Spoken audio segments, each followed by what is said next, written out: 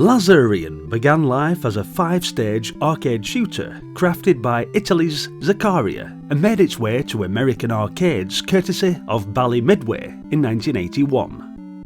When Commodore was assembling software to showcase the new Commodore 64, Lazarian was among the titles chosen to make the jump from the arcade to the home. What set the C64 version apart is its release on cartridge, a proper plug-in module rather than the usual tape or floppy disk of the time. This little black box slotted into the expansion port and let you jump straight into the action without the agonising wait for loading.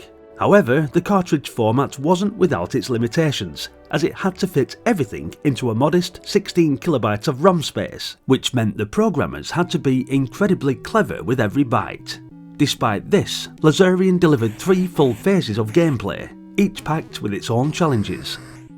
The man responsible for this feat was Andy Finkel, a familiar name among early Commodore fans. He joined Commodore US back in 1980 during the VIC-20 launch, the Swiss Army knife of Commodore's early software team. By the time the C64 arrived, Finkel was well established, having worked on a handful of arcade-style conversions including Dragon's Den and earlier VIC-20 classics like Golf and Amiga Race.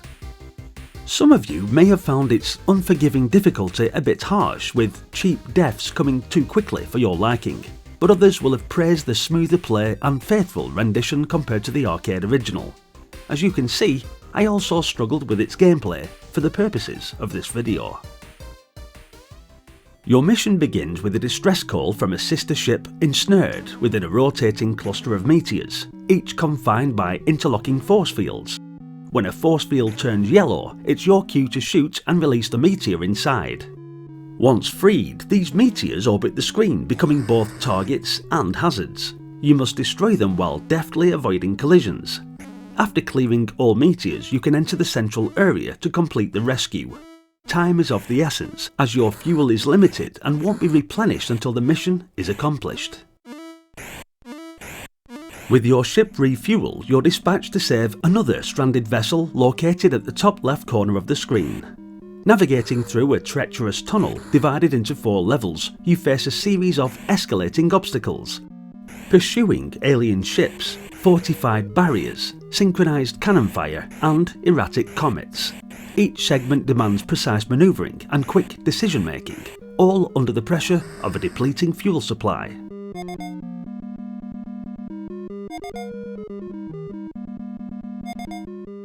The final phase pits you against a formidable space leviathan, Lazarian. To defeat this one-eyed monstrosity, you must first carve a path through its regenerating body using your upper laser, exposing its vulnerable eye. All the while you must evade relentless missile attacks and aggressive alien defenders.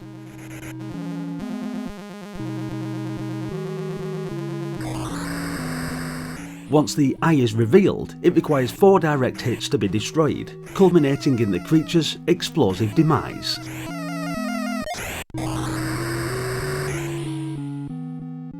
Each phase intensifies in difficulty, ensuring that you remain relatively engaged and challenged as you progress.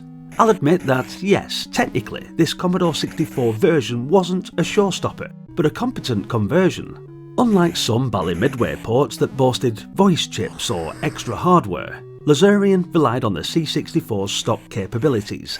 This meant the game played a bit more sedately than its frantic arcade cousin, which helped maintain a steady frame rate but sacrificed some of the original's blistering pace.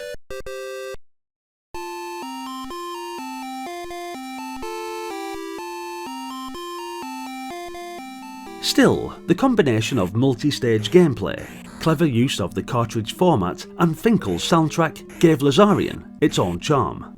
Over time, Lazarian has no doubt become a cult favourite amongst C64 game collectors and retro enthusiasts. While not outrageously rare, original cartridges and boxed copies are a treat to find these days.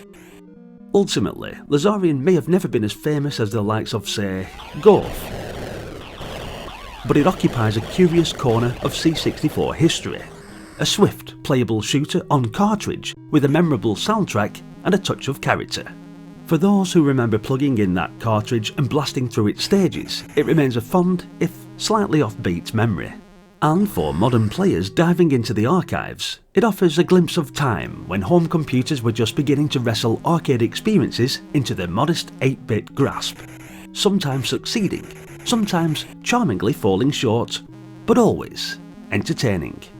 I say get it fired up on your Commodore 64 anyway, as it's a genuinely rewarding experience that captures the spirit of early arcade innovation, challenges your reflexes with its mechanics, and offers a nostalgic trip that's well worth the effort.